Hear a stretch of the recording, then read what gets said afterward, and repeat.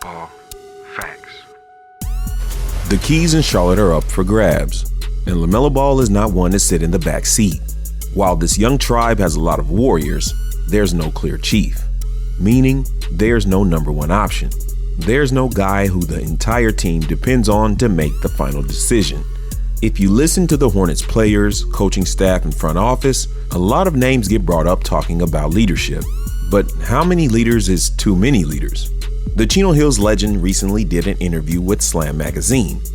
I quote, he says, "When they really put them keys in my hand, I'll feel like it's gonna be a whole new situation. But until then, I'm gonna keep doing what I need to do just to try to get these wins. I ain't gonna lie, every game I feel I can do more than what I'm doing. It's just about reading the whole game and reading the whole situation. And everybody being on the same page. The consistency part. Once all that clears up, I feel like we'll be straight." End quote. Now, I'll just be honest with you, I do know some of the Ball family. And I say that to say I knew Melo felt this way, but I didn't think he'd say it to Slam magazine. Honestly though, I shouldn't be surprised. He's more like his father than not, and when have you known LeVar to hold his tongue? They say what they feel. I'll come through with that. At first I was concerned with what his teammates might think, but then I remembered the mentality, the Mamba mentality, the Jordan mentality. Some guys just take it more serious. An example of this is when Lamelo first joined the Hornets. There was numerous occasions where the Hornets would be down 10 points with 1 minute left in the game. His teammates would wave the white flag and his coach would throw in the towel. That is until Lamelo Ball got a last-second steal or made a couple threes. A resurgence of hope came through the entire roster, and they went back to the drawing board and believed, like Lamelo, they should fight to the end and maybe they could win this game. And this mentality from Lamelo actually won a lot of people over that didn't quite care for him. They thought he was all glitz and glamour until they seen he had a real drive for the game. Kobe Bean Bryant said, "If you want to be the best or be great, you'd have to be obsessed." And we all know that Kobe Bryant, as well as Michael Jordan, had questionable interactions with their teammates. They weren't afraid of conflict. And it wasn't to embarrass a teammate or to upset a teammate. It was in order to win. They were setting the pecking order. Because if the snake has too many heads, how can it move flawlessly in one direction? To all of the people that are having asthma attacks and heart attacks because I'm mentioning Kobe Bryant, Michael Jordan in the same sentence as Lamelo, just understand I'm not talking about their game. We're talking about a mindset. MB1 will have to do a lot of work to even be mentioned in that conversation. But these first 2 years are a good start. I said what I said. I ain't scared of y'all. So Lamelo not being quiet on the subject is actually a good sign for his future.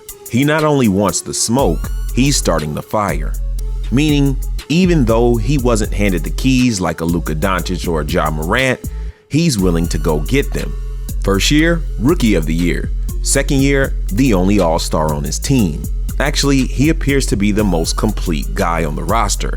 He's top 3 in points, assists, rebounds, free throw percentage, and steals.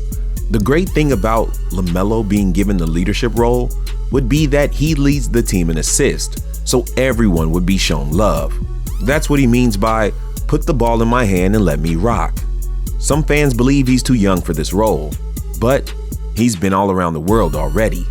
And as far as basketball goes, he's probably been in more tense situations than most, meaning he's experienced and he can handle the pressure. So if we're not looking at the names on the roster, just looking at the stats, Lamelo Ball's name pops out pretty evidently. He's always had the spotlight on him, but now he wants the responsibility as well. Many thought the Hornets wouldn't draft Lamelo Ball, but they did. So, would they be willing to give him the keys? Do they think he's worthy? And have we been only watching a Lamelo Ball at 70% strength? He says he feels he could do more. When Lamelo first came to the Charlotte Hornets, people wondered what his role would be. They had guys with big contracts who weren't old. As a matter of fact, early on it didn't look too promising. They had Melo competing with Devontae Graham for a starting role. So it's been an uphill battle from the beginning. Just think about that. The Rookie of the Year was coming off the bench. That's a lot different than even his older brother Lonzo.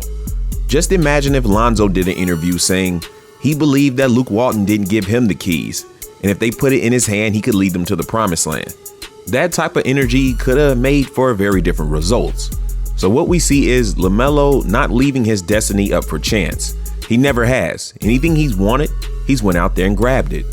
At the press conference, what did he say he was bringing? He said he was bringing leadership. And he didn't mean that pat you on the back when you're coming to get a drink of Gatorade. He meant on the court. For all the people that say he's the starting point guard for the Hornets, he does have the keys. I'll tell you what having the keys more so looks like. When you ask for the ball, you don't get looked off. In crunch time, you're on the floor. If you make a few bad plays, you don't get benched. Actually, the Hornets are in prime position to make noise in the East. They could be making more noise if they get some consistency. And what would bring consistency? Probably a consistent pecking order. People cringe when they hear that. They say, let's just share the ball and move things around. Even though you're sharing the ball and moving it around, you still gotta know who is the number one guy. Well, I take that back. You don't have to know. But if you want to win, then you probably should know. Dwayne Wade and Chris Bosh knew when they joined LeBron in Miami. More recently, look at Ja Morant and the Grizzlies. Heck, even look at Steph Curry, the ultimate chef. He stepped aside for Kevin Durant. And this didn't make Steph Curry's fame go down, nor his points. But you know what number did change? The amount of championships he had. Another change we should not ignore is the change to the culture in Charlotte. It's undeniable. Everyone's seen it. From the locker room to the stands, LaMelo Ball came and brought not only the hype, he brought the fun, he brought camaraderie, and more importantly, he brought this team higher expectations. If this is what LaMelo can bring and he's not brought it all, I say unleash the kid. Well, he's no longer a kid, and we got to stop seeing him that way, and so does the Hornets. This Slam interview shows that when it comes to this game of basketball, he's on grown man business. I want to know what you guys think in the comment section. Do the Hornets have something to lose by giving him the keys? Will it make for poor shot selection or more high IQ plays? Will it turn into wins or losses? As far as marketability goes, he's a cash cow. People love authentic, and LaMelo only knows how to be himself. It appears he's cool with most or everybody on the team, but I want you guys to let me know, who do you think would have a problem if LaMelo was handed the keys? Did the Hornets feel after reading this interview that they found out something new and that they want to change it? Or are they just going with what they've been going with? Just imagine if next season they hand LaMelo the keys along with his #1 jersey.